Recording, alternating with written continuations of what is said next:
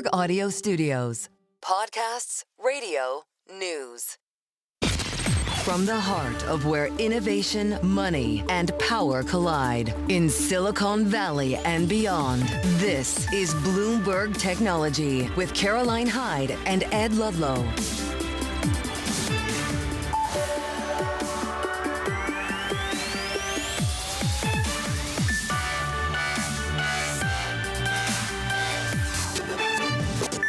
Live from New York, I'm Caroline Hyde, and this is Bloomberg Technology. Tariffs, they hit global tech stocks again today as China retaliates and imposes tariffs on all American imports and withholds crucial rare earths. $2 trillion wiped off the Nasdaq 100 in 2 days alone. That's as the benchmark is set to enter a bear market.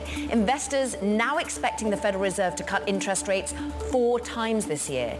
We will hear from the Fed Chair, Jerome Powell, later this hour. But we've got to dive into the Nasdaq 100's move. Ran Vlastelica is here.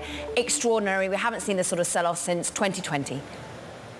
Absolutely. The scale of the weakness has been pretty, breathtaking. The size of the drops, just the broad-based nature of the sell-off. It's been pretty remarkable. What's also remarkable is how much we start to see the ongoing retaliation, whether it be from countries such as China and the impact that will have on being able to make technology products here in the United States, but individual companies later will be shining a light on Nintendo reports that they're going to be delaying their switch to pre-orders to the US. All of this, is it yet priced in, Ryan? What are analysts telling you? Well, what I've heard so far is that there's just so much uncertainty out there that few people are really willing to jump in right now. I mean, some people remain positive on a longer term basis. They say if you have a 3 to 5 year time horizon, maybe you can take advantage of some of the drops in some of these names, but we don't really know what to expect. I mean, yesterday things were really bad. They're even worse today. We had China retaliate. Is there going to be a response to that? Some kind of back and forth? We just don't know, and that makes it extremely difficult for companies to know how to plan, and that makes it extremely difficult for investors to know how to position. And at the moment, just where in particular are the pain most acute?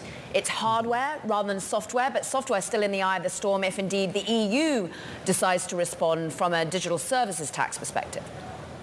Yeah, absolutely. So far, we saw a little bit of relative outperformance in software, especially yesterday. Some people were telling me maybe this is too much, too fast for software because they're not as directly exposed to tariffs as other part of the market. But certainly hardware, like you mentioned, very much getting hit with this. It's extremely, there's a lot of manufacturing exposure to China, to Vietnam, to places that really got hit with tariffs. Those places really suffering, over the past couple of days in particular. Chips have really come in quite a bit. There's still, like I said, a lot of uncertainty. People were already concerned about what is the outlook for AI spending. People were already talking about valuations maybe being elevated. All of these things are just dovetailing, and it's just you have a lot of reasons to be selling right now and very few reasons to be buying. Worst case scenario is the lead quote in your story coming from a particular investment, the CIO of Granite Bay Wealth Management. Do we think there's a movement back from this worst case scenario? There have been many calling for the fact that Apple might get some sort of exclusion from the tariffs longer term. Are many bracing for just headline risks going forward? I think there's a lot of bracing for headline risk. There's been a lot of hope that Apple would get an exemption the way it did in the first Trump administration, but this is a very different kind of trade war, very different tariff policies than we saw in the first administration. So there's not really much of a playbook that you can use here in the same way, you might have thought, well, it wasn't that bad, 8 years ago or whatever that was. It's looking like a lot more severe right now. And that, again, just makes it harder for people to know how to allocate, how to position, if they should be bracing for more short-term pain, if this looks like a long-term buying opportunity. There's just so many questions right now. It's hard to know really what to do. That's what people are telling me. Get back to the phones, I'm sure, and the email. Ran Vlastelica, thank you so much for spending time with us. Look, let's turn to individual stocks. Tesla, for example, trading lower, unsurprisingly. In fact, it's down 15% in the last 2 days following tariff news, its own deliveries miss. Interestingly, JP Morgan want to shine a light on their perspective. They've cut their estimates further on the stock, quoting what they see as unprecedented brand damage. Bloomberg's Craig Trudell joins us for more. And we'd been deciding whether this was production issues, whether this was the lack of a new model. But for JP Morgan, this is brand damage. Yeah, and I do think it's both, right? But of course, J.P. Morgan, as one of the more bearish analysts or bearish brokers on the street, they have very much sort of leaned into this idea that this is more than just the Model Y changeover, which we should note is a significant issue in the first quarter, and it remains to be seen just how much Tesla can sort of overcome any brand damage that is an issue here. But it is hard to sort of think of an equivalent moment for a car brand where you see people throwing paint onto showrooms and lighting cars on fire. This is just very unusual for any product, but particularly for cars where this is the second most valuable thing that people buy right after their home. So to buy a Tesla now means something a lot different than it did only months ago, and there are real questions about just how much sort of lasting impact Musk's entry into politics is going to have on this brand. You cite, of course, J.P. Morgan being one of the more bearish on the street, and they've got a price target of just 120. But you go to the more optimistic, the bullish on the street, Dan Ives of Wedbush, $550 price target on Tesla. Even he is saying the recent report, the deliveries one, a disaster on every metric. Is there any view that Elon Musk potentially starting to ease out of the White House and his day-to-day roles, as has been reported? Of course, they push back against that. But whether or not he will come back to the fold, refocus on Tesla, and that being an optimistic light?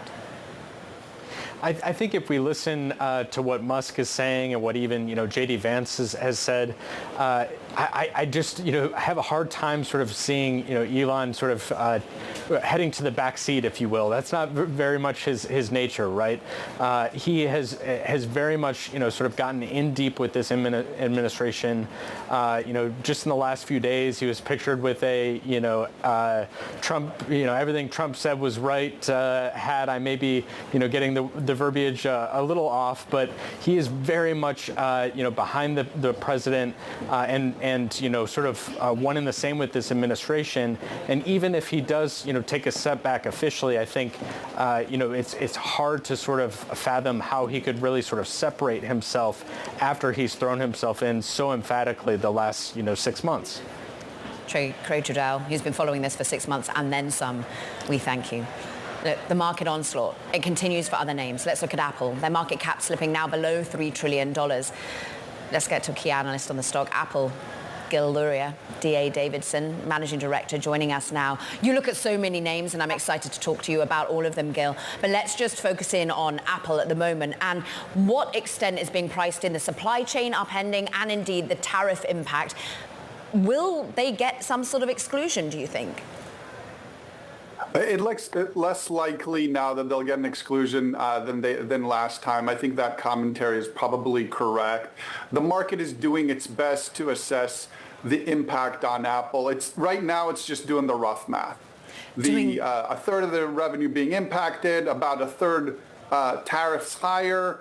One times another, the stock is down about 10 to 15%. That's as good as the market can do right now. We're going to have a few days and weeks to refine that math as we see how this plays out.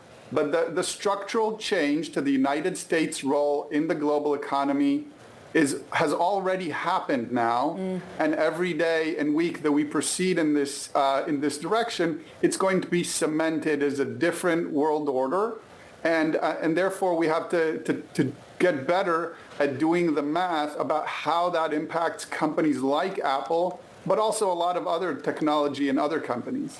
There are so many headlines coming out minute by minute, Gil, and one of them, we understand President Trump is saying that Vietnam wants to cut their tariffs down to zero. Now, Vietnam has become a relatively new hub for Apple.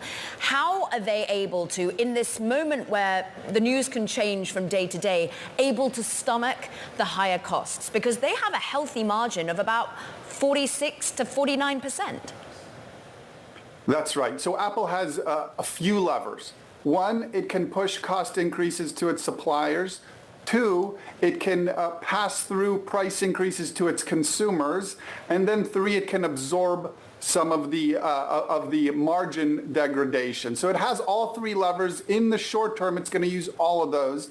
But to your point, in the medium to long term, it has the ability to shift production. It's already started shifting production from China to India and Vietnam, who are far likely to arrive at a beneficial agreement with the United States about tariffs and trade than China is. Yeah. So the fact that Apple's already manufacturing in India and Vietnam gives them medium term and definitely longer term flexibility to offset some of the tariff increases and reduce the impact on prices and margins.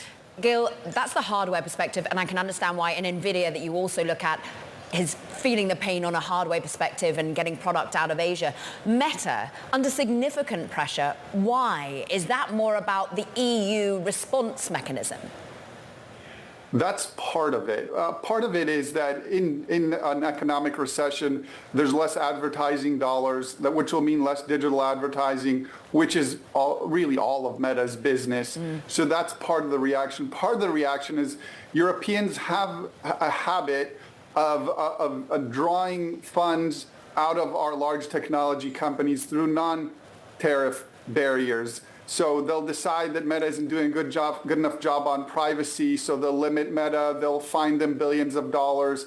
They've done the same to Google, they've done the same to Apple. And so the more we get in conflict with Europe, that's a lot of the lever that the Europeans have. Right. It's not just tariffs on goods, it's the Europeans' inclination to put in regulation that restricts these companies and allows the Europeans to fine them billions of dollars. Talking of levers, President Trump thinks he's got a lever when it comes to TikTok and China tariffs. Just, you cover Oracle. In any capacity, do you want to see Oracle become a minority holder of future shares in a US TikTok, if indeed that deal that seems to be being discussed with the White House goes through? Somebody's going to get a windfall from this. The TikTok US business is incredibly valuable. And to the extent we can accomplish the national security goal of not allowing our data to be sent to the Communist Party in China, that business is incredibly valuable, and whoever gets to participate in it is going to get a windfall. It looks like Oracle may be in the running to do that, but everybody else is running for that too. It's incredibly valuable because if you think about it, there's only really three venues for social media where you can access consumers: Google's YouTube, Meta's properties, and ByteDance's TikTok. And whoever owns TikTok in the US will have a very valuable asset. And to extent Oracle can expand its business, it already has a TikTok business in hosting. Yeah. If it can expand more into an operations role with TikTok, that would be a windfall to Oracle. There's got to be some people winning in certain circumstances. Gil Luria of D.A. Davidson, we thank you for your real expertise. Let's just go to more breaking headlines right now, because President Trump is indeed speaking. We understand that he says it's perfect time for Chair of the Fed, Powell, to cut interest rates. Remember, we're hearing from Fed Chairman in but 10, 15 minutes time. He is speaking at an event in Arlington, Virginia, among other journalists, and we understand that Trump is saying that Powell is always late, but this is the perfect time for Powell to cut interest rates. The market currently factors in 4 interest rates cuts for this year. Let's take a look at some other companies that are being moved around via tariffs. Nintendo, for example, check in on its US ADRs. The stock, as you see, falling, currently 3.3% intraday. There are reports out there that the company is set to delay its US pre-orders of the Nintendo Switch 2 because of tariffs. The product launch date is still set to remain on June 5th. Coming up, Vice President J.D. Vance says a deal for TikTok will come out before the deadline for its potential ban. That deadline is tomorrow. We'll discuss that next. This is Bloomberg Technology.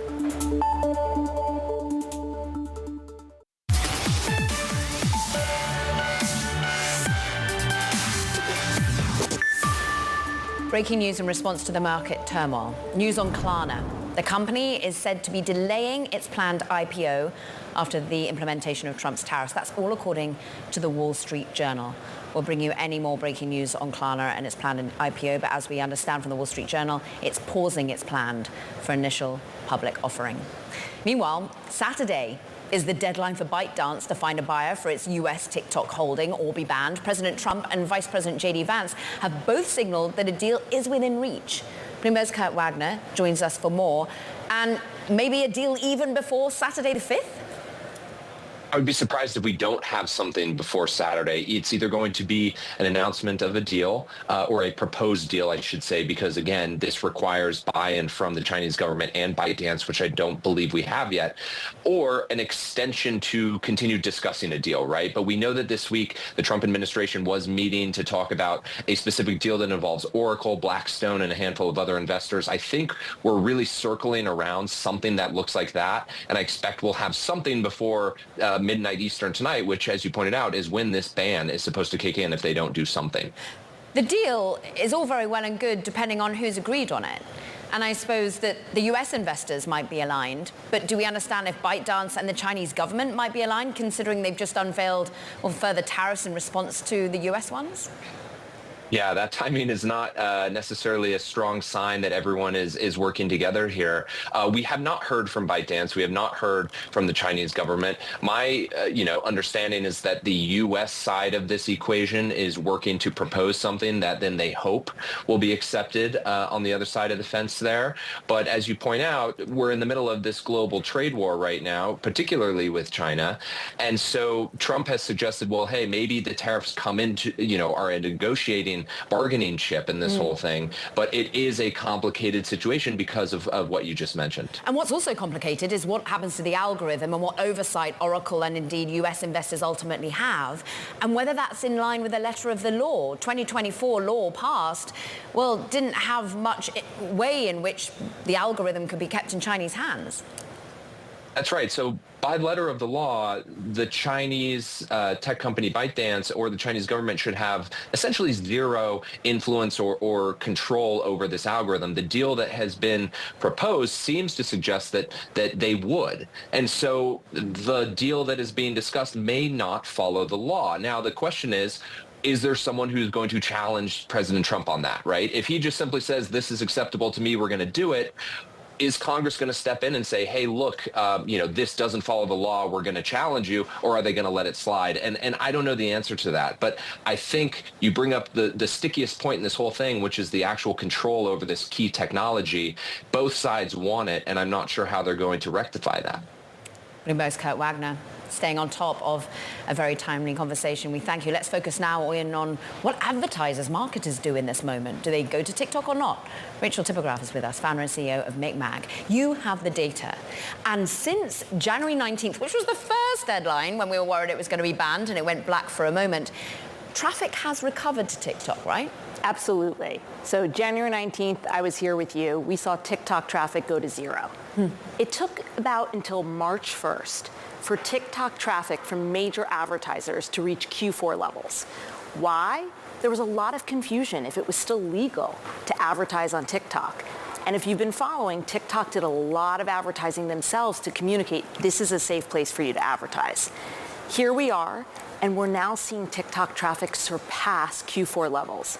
So MikMak tracks 2,300 of the biggest brands in the world, and our traffic on TikTok right now is 20% higher than Q4 levels. That's pretty phenomenal considering the level of uncertainty going into this Saturday. Is there likelihood that people are paring back just into this one-off event? We haven't seen that yet. And the reality is TikTok is a very unique asset. It's why we have the US and China fighting over it. You can build brand and drive conversion all at once. So until US advertisers hear that they shouldn't be advertising on that platform, I believe that they will continue to do so.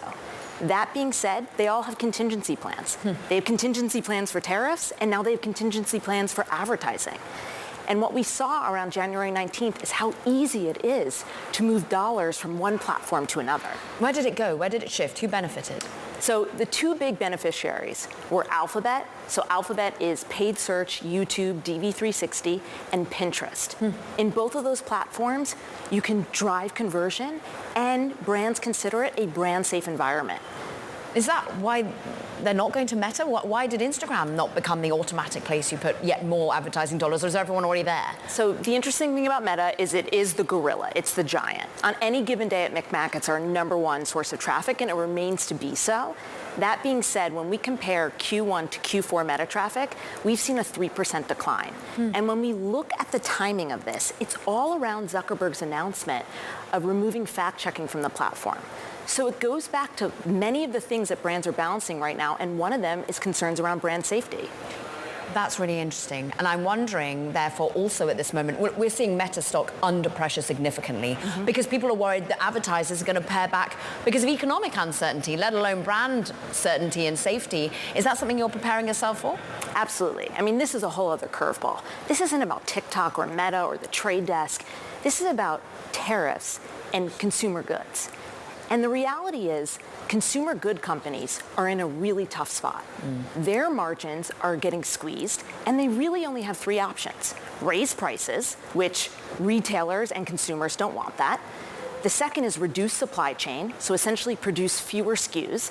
I can tell you advertisers are not going to want that. Why? What creates advertising revenue to rise? Auction density. You need more SKUs. And then finally, the worst thing, which is what I think the markets are reacting to, is removing working media spend altogether.